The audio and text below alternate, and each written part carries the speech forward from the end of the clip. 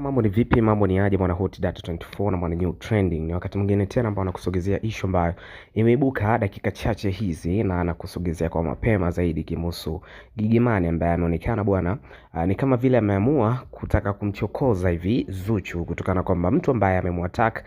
ni mpenzi wake wa Zuchu, nikimzungumzia Diamond Platnumz, baada ya kuweza kupost video ambayo ilikuwa inaonyesha wako kwenye house party na of course walikuwa wanafurahia wakiwa wengi, lakini Gigy Money alionekana akiwa yuko na Diamond Platnumz kwa ukaribu zaidi. So ujumbe ambao ameweza kuandika Gigy Money ni kwamba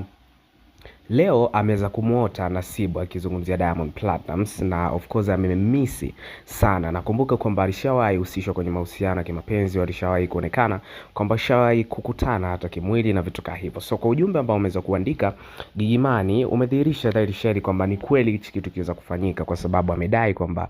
kwenye house party ambazo zimekuwa zikifanyika kama hivyo, basi kuna vitu vingi ambavyo vimekuwa vikiendelea haswa nyuma ya pazia na vitu kama hizo. So ni ujumbe ambao umeweza kuwa ni wataruki kweli haswa kwa upande wa Zuchu, na umeweza kumhusisha na Diamond Platnumz kwa upande fulani, na ukiwa umewekwa wazi na Gigy Money mwenyewe kupitia page yake ya Instagram.